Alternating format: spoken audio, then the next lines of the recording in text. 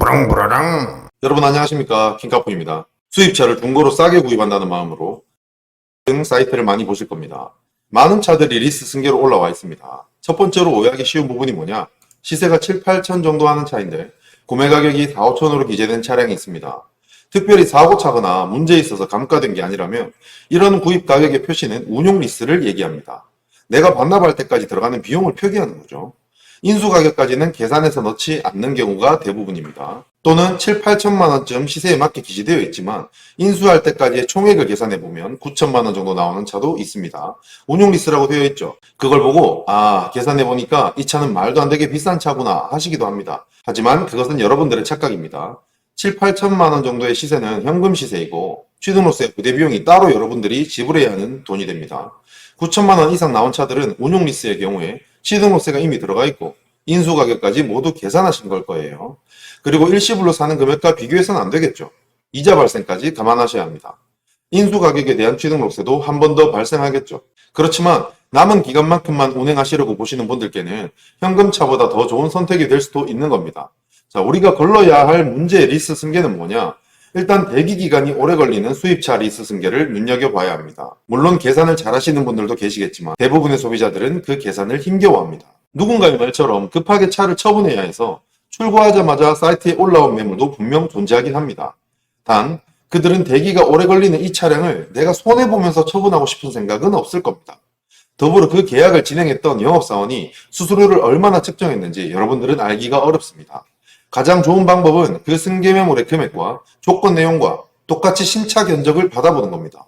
신차를 내리는 견적과 비교해서 본다면 어느 정도 이 계약 승계가 이로운 승계일지 판단이 될 수 있습니다.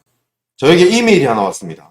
리스 승계를 진행했는데 잘 된 건지를 물어보는 구독자분이셨습니다.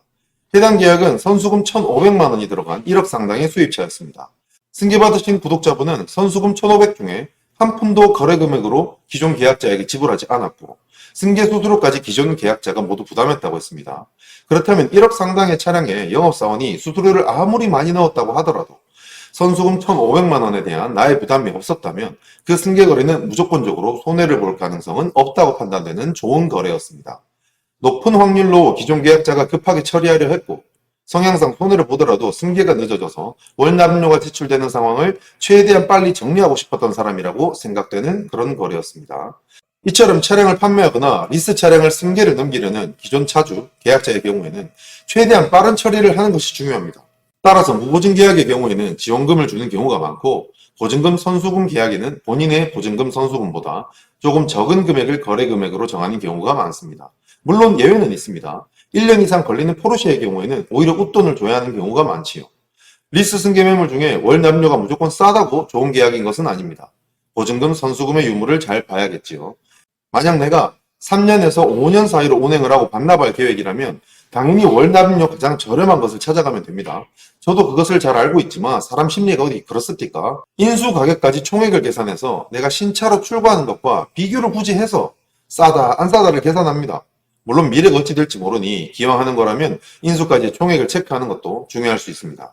적어도 내가 원하는 차의 매물이 영업수수료 먹은 나쁜 매물이 아니라면 그 차를 중고차 보듯이 체크하는 건 기본이고 그 계약이 좋은 계약인지 체크해야 합니다. 앞서 말씀드렸던 내용을 다시 참고하여 좋은 계약인지를 확인하는 안목을 기르도록 합시다. 리스 승계를 진행한다는 건 간단한 과정이 아닙니다. 금융사마다 승계 수수료가 상이하게 존재하고 승계 심사라는 건 애초에 그 계약을 진행했던 기존 계약자의 자격 조건보다 높으셔야 합니다. 정확하게는 해당 금융사의 심사 승인 기준치에 내가 부합해야 한다는 겁니다. 통상적으로 승계 심사는 신차 심사보다 조금은 더 빠듯합니다. 내 신용과 소득도 무시한 채 내가 원하는 차를 하루 종일 쳐다보고 있어도 소용이 없다는 겁니다. 제 생각으로 리스 승계는 정말 가성비가 중요해서 중고차 사듯이 신차가 아닌 리스 승계를 통해서 내 지출을 줄이고 싶고 짧은 기간을 이용하고 싶지만 긴 계약 기간의 월 납입료로 이용하고 싶으신 분들에게는 유용할 수 있지만 심사 기준이나 어느 리스사인지 영업수수료가 어떻게 들어간지 현재 신차는 할인 금액이 그보다 늘었는지 기존 계약자는 얼마나 손해를 감수하고 이 승계를 원하는지 변수가 너무나도 많기 때문에 제가 보는 관점에서 여러 매물들을 봤을 때 신차를 계약하는 것보다 좋은 승계 매물을 찾기는 어려워 보입니다. 제가 항상 국산을 리스하면 안 되고 장기 렌트를 해야 한다고 말씀드립니다. 따라서 갈수록 승계 매물은 리스보다 장기 렌트가 많아지고 있습니다. 국산은 수입차보다 차량가가 높지 않은 편이죠. 따라서 승인율이 수입차보다는 좋은 편이고 국산의 경우 신용이나 소득 자격이 상대적으로 낮아도 출고가 가능한 편입니다. 소득 신용이 좋으신 분은 당연히 신차를 계약하는 것이 나을 확률이 커지고 소득 신용이 안 좋으신 분은 많은 매물 중에 내가 승계 심사 승인이 가능한 매물이 많지가 않을 겁니다. 또한 여러 가지 변수들로 인해 결국 신차보다 좋은 조건으로 내가 승계받을 확률은 낮습니다. 정리하겠습니다. 리스 장기 렌트 승계의 안전한 효용성이라고 하면 월납료가 낮으려면 60개월 계약이 가장 낮은 금액이 나오는데 나는 필요한 기간이 2, 3년이다. 그럼 승계가 신차 계약보다 유리할 수 있습니다. 물론 이 부분은 나는 차가 필요할 뿐이지 신형 신차를 원하지는 않는다 라는 전제가 있어야 성립됩니다. 필요 기간이 2, 3년이라면 그 차는 출고된 지 2, 3년이고 출시한 지는 3, 4년이 되겠죠. 신형이 나왔을 시기이거나 곧 출시할 시기입니다. 세상에 싸고 좋은 건 없지 않습니까? 한 가지를 취하려면 한 가지를 포기해야 하는 것이 세상의 이치입니다. 중고차 시장에서도 흔히들 말하는 진리라는 이것은 우리 인생 어디에도 적용됩니다. 잠시 정신 못 차리고 혹해서 나에게 이런 행운이 올지도 모른다는 착각에서 벗어난다면 여러분이 잘못된 신차 계약이나 승계 계약을 피할 수 있을 겁니다. 앞으로 대한민국의 좀 더 건전한 거래를 위해서 소비자와 판매자 양쪽의 입장을 모두 대변할 수 있는 그런 채널이 되겠습니다. 여러분의 구독과 좋아요는 항상 큰 힘이 됩니다. 킹카프였습니다. 감사합니다. 또 뵙겠습니다. 안녕하십니까. 다시 왔습니다. 제가 영상을 업로드 하려고 이제 예약을 걸어놨다가 관련된 영상들을 유튜브에서 조금 찾아보는데 빡이 쳐가지고 뭐 대본이나 제목 제가 미리 정해놓은 것도 없이 이 부분 영상은 자막도 없이 일단 조금만 더 떠들어 보겠습니다. 리스 승계를 계산하는 법에 대한 영상들이 정말 많이 유튜브에 올라와 있더라고요. 그걸 보면 위에서 원금이 어쩌고 보증금이 어쩌고 저쩌고 이런 것들이 있어요. 그런 것들 하등 쓸모없습니다. 무슨 말인지 압니까? 이거를 승계 받는데 내가 돈을 얼마를 줘야 되고 내가 승계를 넘길 때는 얼마를 받아야 되고 이런 계산하는 거 하등 쓸모없다는 겁니다. 그래서 제가 간략하게 영상에서 정리해 놓은 것처럼 신차 계약 견적하고 비교하면 그게 쉽다는 거고요. 일반인들이 그 계산 금액에 계산한다고 해서 알 수 있는 게 아닙니다.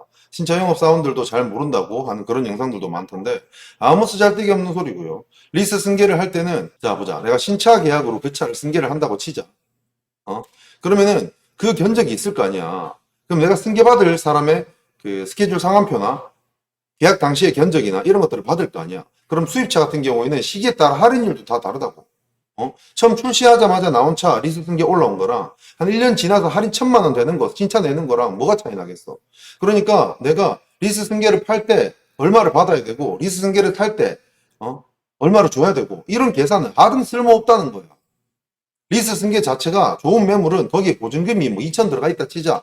2천 들어가 있으면 내가 뭐 1,000만 원만, 1,500만 원만, 1,200만 원만 주고 가져올 수 있다 치자. 그러면 영업수수료가 얼마 들어있는지도 신경 안 써도 되잖아.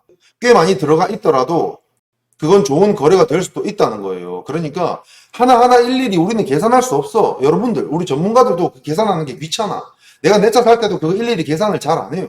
여러분들도 그 계산을 못 한다니까. 그래, 계산하는 방법, 리스 승계 받는 방법, 주는 방법 이런 건 다 필요 없어. 조만간 제가 차가 구매할 때 어떤 시스템으로 돌아가는지 다시 정리해서 상세하게 여러분 지겹더라도 길게 만들어 올리겠습니다.